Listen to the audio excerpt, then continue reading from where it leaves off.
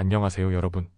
오늘의 흥미로운 영상 내용은 일론 머스크가 테슬라의 전략을 어떻게 재창조하고 있는가, 그리고 월마트와 아마존, 차체 스테이블 코인 발행 검토에 관한 것입니다. 우선 좋아요 버튼을 누르고 채널 구독 및 알림 설정도 잊지 마세요. 여러분의 관심과 지지가 저희에게 큰 힘이 됩니다. 첫 영상은 미국 유력 매체인 월스트리트 저널의 심층 보도를 바탕으로 일론 머스크가 어떻게 테슬라의 전략을 근본적으로 재창조하고 있는지를 다뤄보겠습니다. 한때 단순히 전기차 제조업체로 알려졌던 테슬라. 하지만 오늘날 이 회사는 새로운 정체성을 향해 빠르게 달려가고 있습니다. 바로 로봇 기업입니다. 테슬라는 지금 전기차 시대의 초창기에 보여줬던 기존 기술의 제조업 전략에서 벗어나 인공지능이라는 미지의 기술을 중심축으로 회사를 완전히 재편하고 있습니다. 머스크는 테슬라가 단순히 사람이 운전하는 자동차 회사가 아니라 스스로 주행하고 스스로 사고할 수 있는 로봇을 만드는 회사로 변모하고 있다고 말합니다. 실제로 그는 최근 로봇택시 대중화를 선언했고, 이르면 6월 20일 텍사스 오스틴에서 이 차량을 공개할 계획이라고 밝혔습니다. 물론 그는 동시에 일정이 변경될 수도 있음을 조심스럽게 언급하기도 했습니다. 하지만 여기서 주목해야 할 점은 이 계획이 단순히 일정상의 문제가 아니라 기술적 도전의 크기를 보여주는 것이라는 점입니다. 머스크는 지난 10년 넘게 자율주행차 출시를 약속해왔습니다.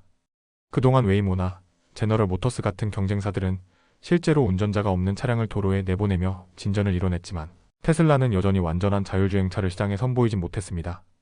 이쯤에서 테슬라의 과거로 잠시 되돌아가 볼까요? 초기 테슬라는 특별한 신기술로 시작한 회사가 아니었습니다. 오히려 기존에 존재하던 기술을 창의적으로 조합한 것이 핵심이었습니다.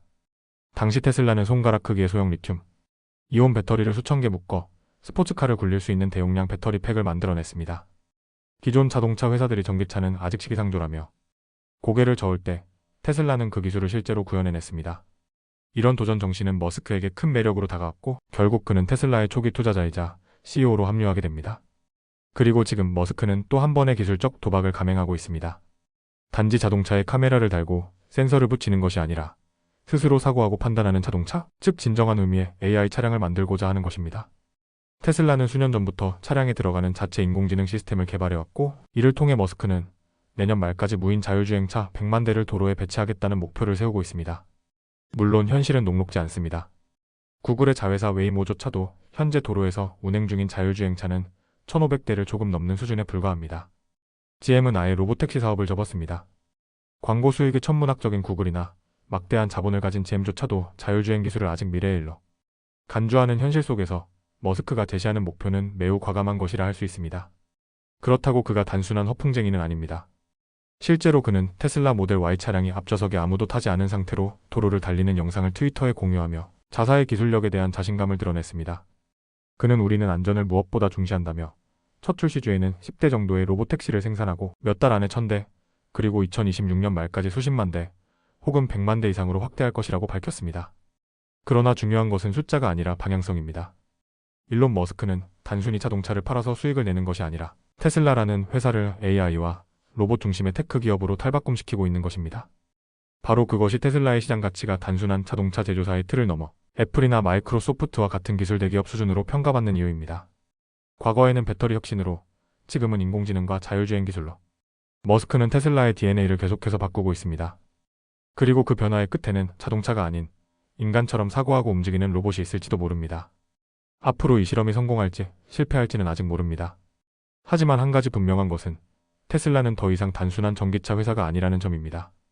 다음 영상은 미국의 유력 매체 월스트리트 저널이 보도한 매우 흥미로운 경제 뉴스를 전해드리겠습니다.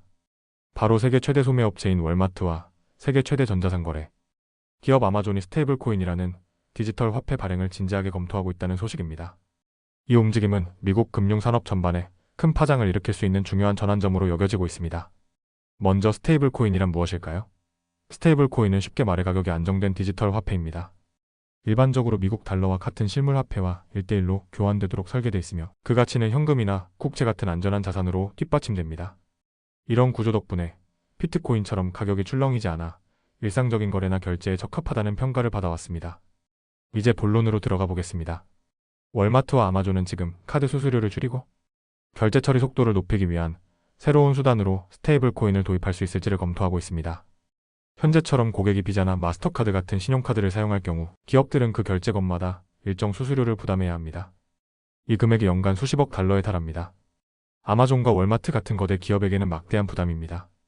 뿐만 아니라 카드 결제 대금은 보통 며칠 후에야 입금됩니다.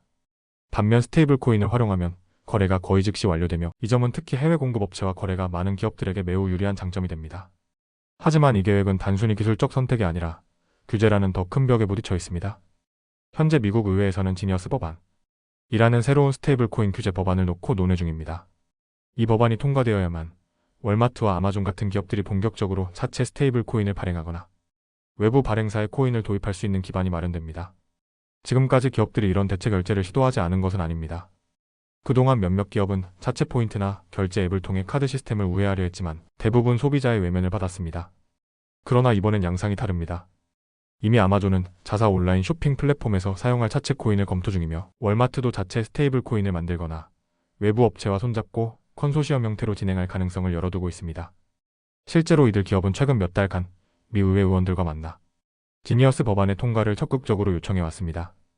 상인결제연합이라는 단체도 이러한 움직임에 힘을 보태고 있으며 스테이블 코인이 결국 비자와 마스터카드의 독점적인 결제 구조의 경쟁을 불러올 수 있다고 주장합니다. 이러한 소식이 전해지자 실제로 비자와 마스터카드의 주가는 하루 만에 약 5%씩 급락했습니다. 분석가들은 즉시 결제로의 전환은 피할 수 없는 미래라며 이 변화가 기존 카드 네트워크에게는 상당한 위협이 될 수 있다고 경고하고 있습니다. 한편 월마트의 이러한 행보는 새삼스러운 일이 아닙니다. 이미 2000년대 초반부터 월마트는 자체 금융기관 설립을 시도했지만 거센 반대에 부딪혀 결국 포기한 바 있습니다. 그러나 최근 몇 년 사이 월마트는 핀테크 부서를 통해 다시 한번 금융산업에 발을 들여놓았고 이번 스테이블 코인 계획도 그 연장선에 있는 것입니다. 물론 이러한 움직임에 대해 회의적인 시각도 존재합니다. 스테이블 코인의 보안성, 디지털 자산에 대한 규제 문제, 정부의 대응 등은 아직 명확히 정리되지 않은 이슈입니다. 일부에서는 이러한 코인들이 결국 기업이 만든 새로운 화폐가 되어 정부의 통화 정책을 뒤흔들 수 있다는 우려도 제기되고 있습니다. 그럼에도 불구하고 기업들은 이 새로운 기술이 가져올 이점에 집중하고 있습니다. 특히 수수료 절감, 결제 속도 향상, 글로벌 거래 유연성은 이들이 스테이블 코인에 주목하게 만드는 핵심 이유입니다. 정리하자면 월마트와 아마존의 스테이블 코인 발행 검토는 단순한 기술 실험이 아니라 미국 금융 생태계 전체를 바꿀 수 있는 구조적 도전입니다. 앞으로 이들의 선택이 금융업계와 소비자 모두에게 어떤 영향을 미치게 될지 지켜볼 필요가 있습니다. 오늘은 여기까지입니다. 다음 영상에서 더 유익하고 흥미로운 내용으로 찾아뵙겠습니다. 이 영상은 투자 의견이 아닙니다. 매우 감사합니다.